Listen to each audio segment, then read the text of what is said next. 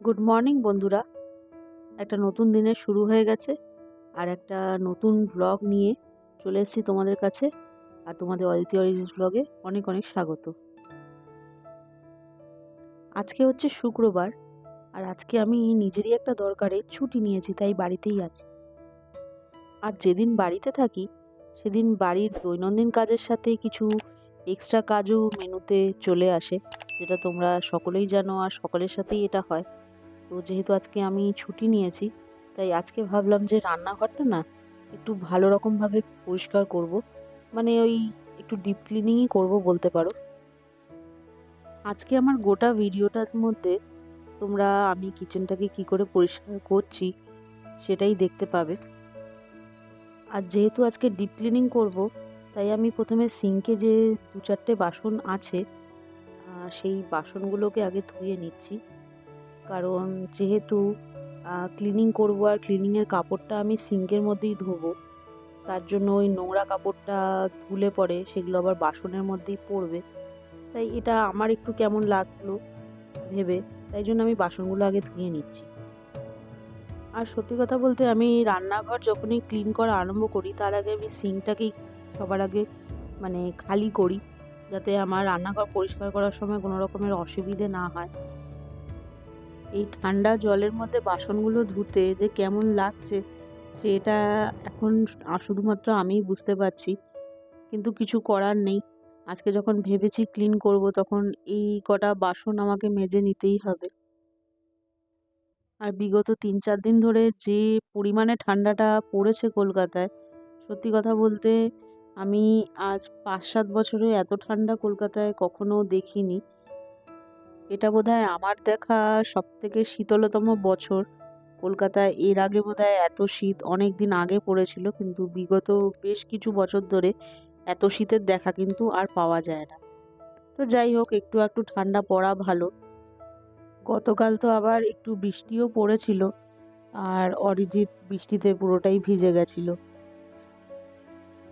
আসলে weather report অনুযায়ী আমরা তো জানতাম যে বৃষ্টি পড়বেই, তাই যে যার নিজের মতো ছাতা নিয়েও গেছিলাম। কিন্তু দুঃখের বিষয় হচ্ছে যে কোট ছাতাটা শেষ পর্যন্ত বিট্রে করে।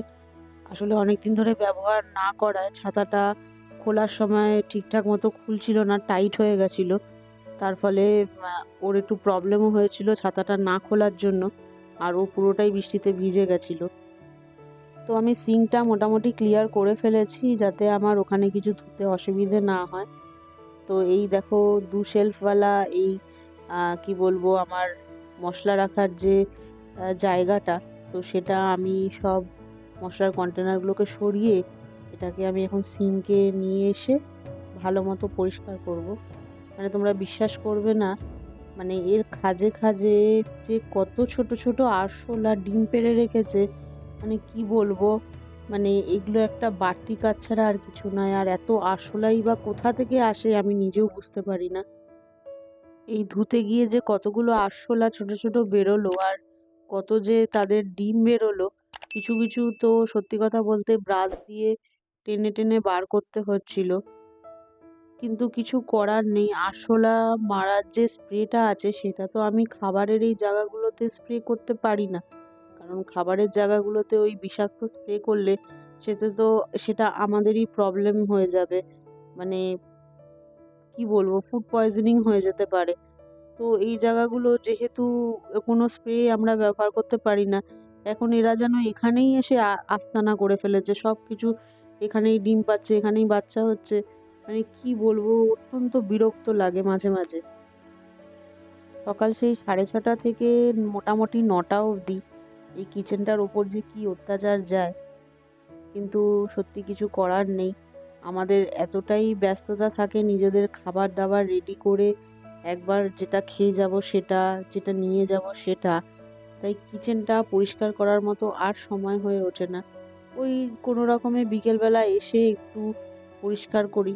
আর ছুটির দিনগুলো আমি চেষ্টা করি যে একটু কিচেনটাকে ডিপ ক্লিন করার, মানে এই একটু ভিম লিকুইডটা দিয়ে পুরো কিচেনটাকে ভালো মতো, বিশেষ করে এই স্ল্যাবটা ভালো মতো আমি ক্লিন করি। আচ্ছা বন্ধুরা, তোমাদের কাছে একটা কথা না বলে আজকে আমি সত্যিই পারছি না। যে যারা আমার ভিডিও দেখছো তাদের একটু হলেও যদি আমার ভিডিওটা ভালো লেগে থাকে তাহলে দয়া করে তোমাদের সাবস্ক্রাইব করার একটু অনুরোধ রইল। আর একটা লাইক করে দিলে এমন হয়তো কিছু যায় আসবে না তোমাদের, কিন্তু আমার তাতে অনেক কিছুই যায় আসবে। কারণ সারাদিনে ঘর সংসারের কাজ আর অফিস সামলে আমি যেটুকু তোমাদের ভিডিওতে তুলে ধরতে পারি সেটুকু আমি তুলে ধরার চেষ্টা করি। কারণ সত্যি কথা, আমি পাকা গৃহিণীদের মতো যারা 24 ঘন্টাই বাড়িতে থাকে তারা খুব যত্ন করে ভিডিওগুলো বানিয়ে তোমাদের কাছে তুলে ধরতে পারে, কিন্তু আমি হয়তো সেইভাবে তুলে ধরতে পারি না। কারণ আমার অনেকটা সময়ই বাড়ির বাইরেই কেটে যায়। তারপরে যতটা এনার্জি থাকে, যতটা করে উঠতে পারি সেটুকুই তোমাদের দেখানোর চেষ্টা করি। আশা করি যে তোমরা হয়তো পছন্দ করবে।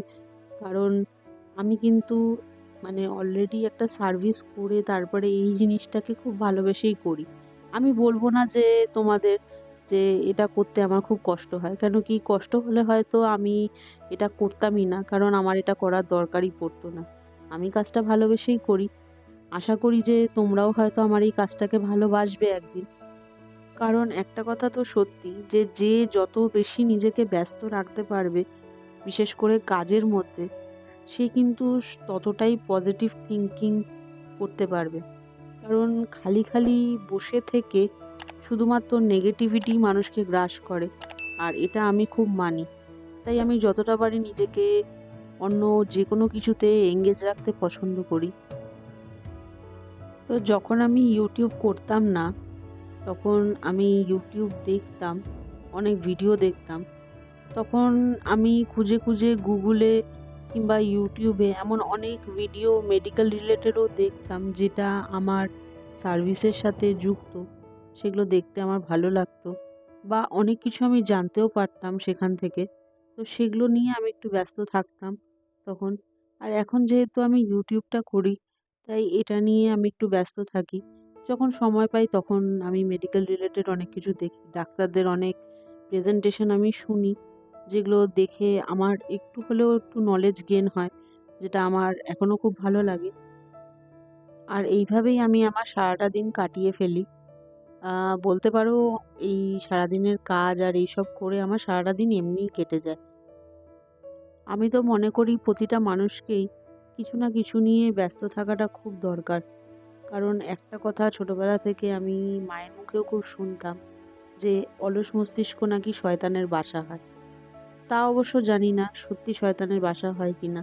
তবে মস্তিষ্ক যদি অলস থাকে না, সেখানে অনেক আজে বাজে চিন্তাও মানে তোমাকে ঘিরে ধরবে।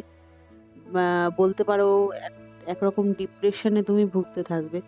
তার থেকে এটাই ভালো না যে আমি একটা যেকোনো কাজের মধ্যে নিজেকে ব্যস্ত রাখি, যাতে আমার সেই চিন্তাধারাগুলো করার মতোই সময় না থাকে।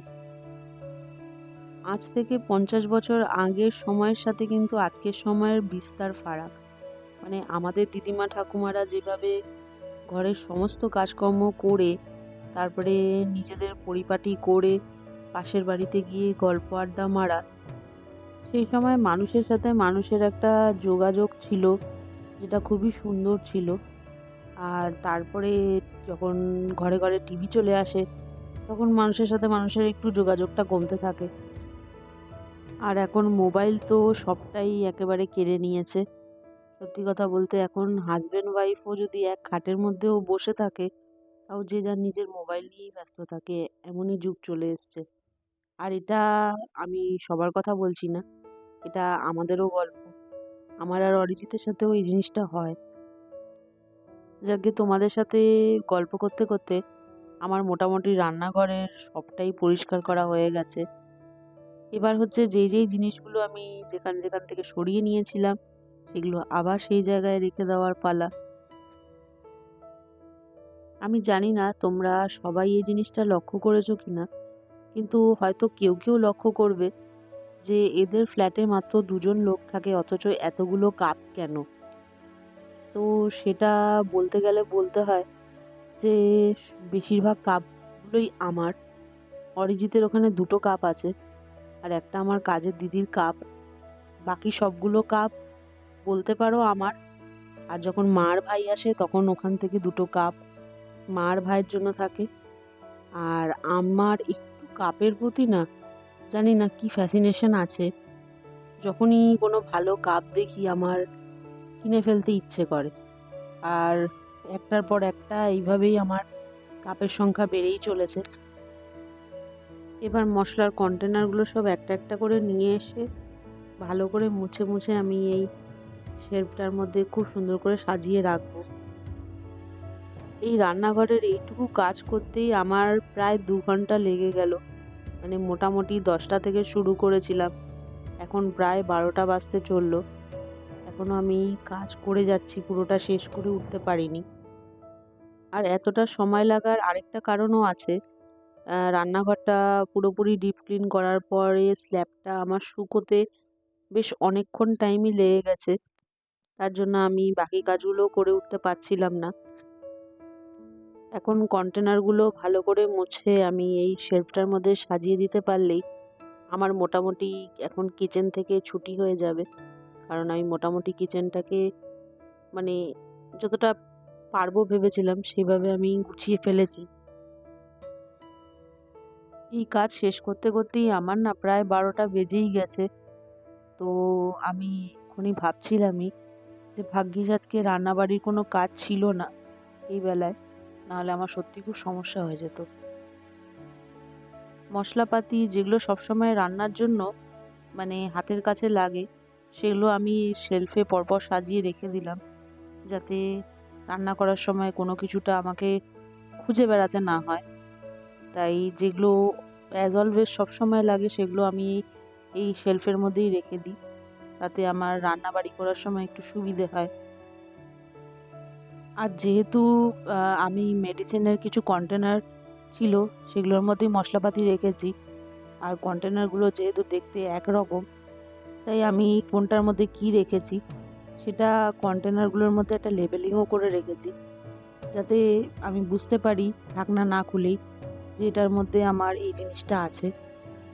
এটা আমি নিজের কাজের সুবিধের জন্যই করে রেখেছি। তো আমি রান্নাঘরের নিচের দিকটা আজকে মোটামুটি ক্লিন করে ফেলেছি।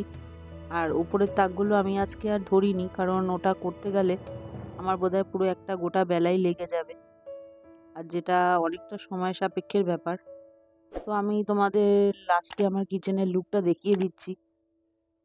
আমার ছোট্ট কিচেনটা তোমাদের যদি ভালো লেগে থাকে তাহলে একটা লাইক, শেয়ার, সাবস্ক্রাইব করে দিও। আর কমেন্টে জানিও যে তোমাদের ভিডিওটা কেমন লাগলো, মানে আমার কাজ করাটা কেমন লাগলো সেটাই অন্ততপক্ষে জানিও।